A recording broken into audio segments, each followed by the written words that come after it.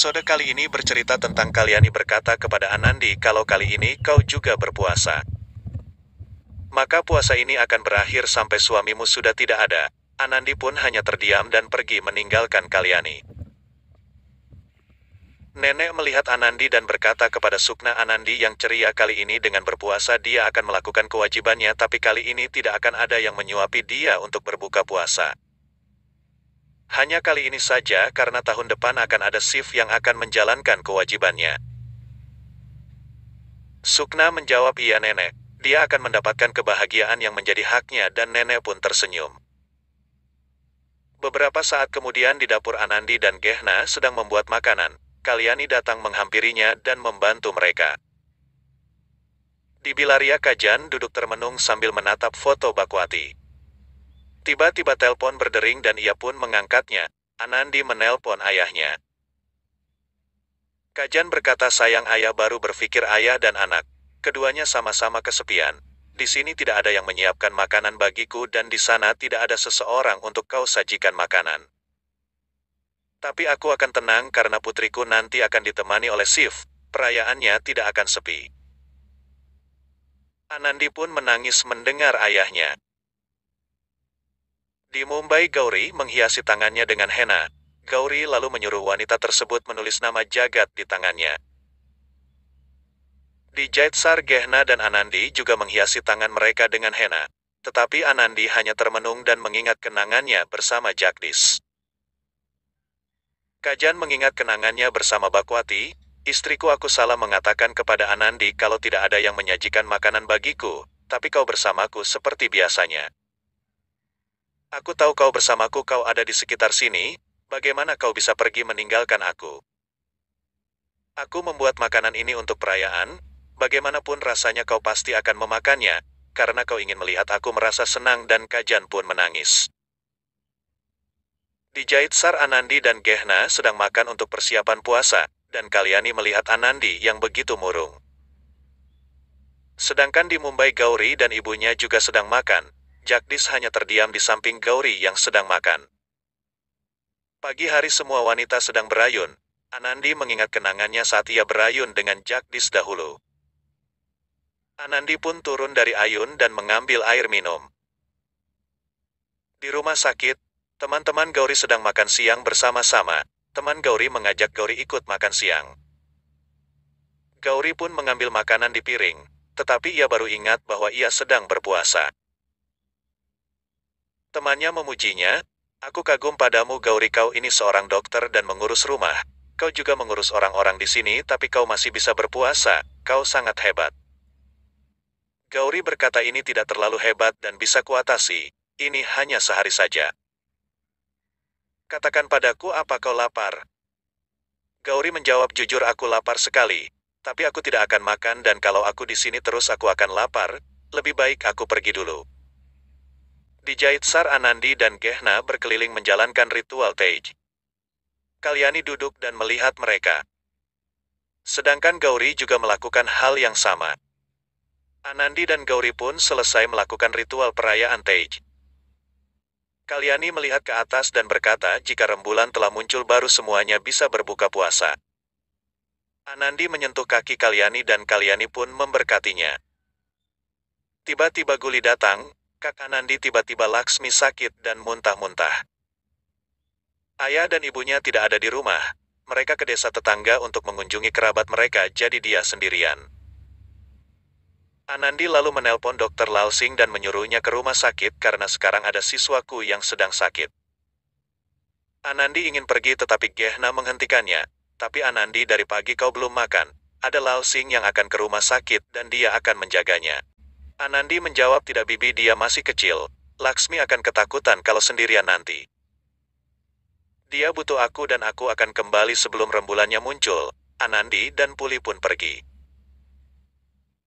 Di Mumbai, Gauri sangat gelisah menunggu rembulan yang belum juga muncul.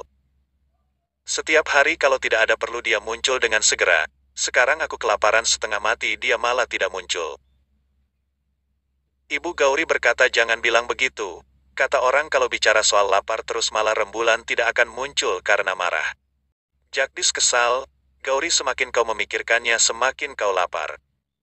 Apa gunanya kau mengutuk bulan terus? Gauri sangat marah. Iya, kau bisa bicara seperti itu karena bukan kau yang berpuasa, tapi aku yang puasa dan hanya aku yang tahu keadaanku dan Gauri pun pergi. Jagdish termenung dan mengingat kembali kenangannya bersama Anandi saat Anandi berpuasa untuknya. Di tempat lain, Shiv baru tiba di rumahnya dan merasa heran melihat lampu rumahnya yang menyala. Shiv membuka pintu dan berkata ada bau harum masakan kue, kenapa bisa ada di sini? Dan Shiv pun masuk ke dalam rumah sambil memperhatikan di sekeliling rumah. Shiv melihat bibinya dan tersenyum memanggil bibinya. Bibi, kau ada di sini? Bibinya pun tersenyum dan memegang wajah Shiv. Tiba-tiba ibu Shiv memanggilnya dan Shiv pun menghampirinya. Shiv berkata, ibu, kejutan yang menyenangkan, kenapa tidak bilang kalau mau ke sini? Tetapi wajah ibu Shiv tampak tidak senang. Apakah aku salah jika aku datang tanpa memberitahu? Ataukah karena tidak ada izin resmi dari Pak Kolektor, supaya kau bisa menyembunyikan rahasiamu? Shiv merasa bingung, rahasia apa? Memang apa yang kukatakan? Semuanya baik-baik saja kan? Kakek sehat-sehat saja kan? Ibunya menjawab, rupanya kau masih ingat kakekmu. Ibu senang sekali kau masih ingat dengan keluargamu. Bibinya datang dan berkata, sudah, dia baru saja datang tapi sudah kau marahi. Dia melakukan seperti anak kecil. Minu, kau terlalu memanjakannya selama ini. Kau mau tahu kan apa yang terjadi dengan kakekmu? Lihat sana apa yang terjadi pada kakekmu gara-gara kau pergi. Shiv lalu menghampiri kakeknya dan bertanya apa kakek baik-baik saja. Kakek berkata, memang apa yang terjadi padaku. Kalaupun penyakit datang padaku, dia akan memberi hormat padaku dan pergi jauh. Semua orang pun tertawa melihatnya. Kakek memarahi Shiv, tidak ada gunanya kau bermain sandiwara, ceritamu sudah kami dengar di Udaipur. Shiv pun merasa bingung, cerita apa yang kalian dengar tentang aku? Ibu Shiv berkata, itulah yang kami ingin ketahui sekarang, cepat katakan. Kalau kami yang mengatakannya kami akan malu. Jadi karena itu kau saja yang mengatakannya. Shiv masih merasa bingung apa rahasia yang telah ia sembunyikan. Aku benar-benar tidak mengerti apa yang kalian tanyakan kepadaku. Kakek berkata, biar aku saja yang mengatakannya. Shivraj Sekar, aku tahu ada bunga cinta yang sedang berkembang di hatimu untuk seorang gadis. Shiv merasa heran, tapi bagaimana bisa kalian mengetahui tentang hal itu? Baiklah, aku akan jawab dengan satu kata, iya. Semua orang pun tersenyum mendengarnya. Jadi kalau kami tidak bertanya, kau tidak akan memberitahu kau akan langsung menikah? Shiv menjawab, tidak ibu, aku tidak ingin menyembunyikan apapun. Aku ingin memberitahu ibu, aku akan telepon ibu hari ini. Tapi keadaannya jadi rumit karena ibu dari gadis ini sudah meninggal, jadi saat ini ia masih merasa sangat sedih. Ibu Shiv kaget, Ibu Asuma meninggal. Shiv berkata, Ibu Asuma meninggal, bukankah dia baik-baik saja? Ternyata keluarga Shiv mengira gadis yang Shiv cintai adalah Asuma dan Shiv pun hanya terdiam dan merasa bingung. Di tempat lain, ayah Shiv sedang merekam di sekitar daerah Jaitsar. Anak-anak di sana sedang membentangkan tali dan membuat ayah Shiv terjatuh di lumpur dan anak-anak pun menertawakannya. Anandi datang dan melihat mereka. Anandi memarahi anak-anak tersebut, apa yang kalian lakukan? Apa pantas kalian tertawa setelah membuat ulah? Harusnya kalian membantunya. Bagaimana kalau dia terluka? Ayah Shiv merekam Anandi yang sedang memarahi anak-anak itu. Anak-anak tersebut tertawa dan lari meninggalkan Anandi. Anandi melihat bapak itu dan mengingat kembali saat Byron terjatuh di lumpur saat itu dan Anandi pun tersenyum. Anandi menolong bapak itu dan menarik tangannya agar bisa berdiri. Ayah Shiv berkata, kau yang memarahi anak-anak itu kan? Sekarang kau malah menertawakan aku. Anandi tersenyum, tidak, aku bukan menertawakanmu, aku hanya ingat dengan kejadian dulu jadi tanpa sengaja aku tertawa. Anandi lalu membantu ayah Shiv mencuci tangannya, aku minta maaf atas kenakalan anak-anak tadi. Ayah Shiv tersenyum, tidak apa-apa. Kalau bukan anak-anak yang nakal, siapa lagi? Anandi berkata, jangan berpikir seperti itu. Hanya beberapa anak saja yang melakukan itu di sini. Ngomong-ngomong, aku tidak pernah melihat Anda di sini. Anda tinggal di rumah siapa? Apa ada keluarga tinggal di sini? Ayah Sif baru saja ingin menjelaskan, tetapi Guli menghentikannya dan mengajak Anandi segera ke rumah sakit. Anandi pun pamit kepada bapak tersebut dan memberi salam. Ayah Sif pun tersenyum melihatnya. Sif dan kakek sedang duduk. Ibu dan bibi Sif keluar membawa manisan dan menyajikannya untuk mereka.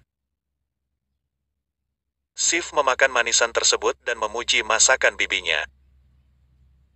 Ibu Sif bertanya, kau masih ingat Sumita Dewi, adiknya bernama Urmila Dewi? Dia sering mengatakan kalau putrinya bisa menikah denganmu dia akan senang sekali. Tapi baru-baru ini dia ketemu dengan wanita tua di kota. Dan wanita itu mengatakan dia mengenalmu dengan baik dan dia bilang katanya kau sudah punya kekasih. Dan saat kami mendengar itu, kami mengira itu Asuma. Karena Asuma yang datang untuk menemuimu kan, sekarang kami ingin tahu yang sebenarnya. Bibi Sif berkata, dan sekarang kalau kau bilang itu bukan Asuma, lalu siapa dia? Sif tersenyum, Asuma itu sahabatku, aku tidak pernah memandang dia dengan cara yang lain. Tapi soal gadis yang ingin aku nikahi itu, namanya adalah Anandi. Semua orang pun kaget mendengarnya dan menyebut kembali nama Anandi. Ibu Sif berkata, Anandi itu seperti nama yang sudah kuno. Katakan padaku Sif, siapa Anandi? Tinggal di mana dia dan apa yang dia lakukan? Kakek Anandi tersenyum, menantu kau ingin bertanya terus tanpa henti dan semua orang pun tertawa. Bibi Sif bertanya, Sif Anandi yang berdiri di sampingmu saat berita dulu kan? Dan dia seorang kepala desa. Sif pun tersenyum tersipu malu.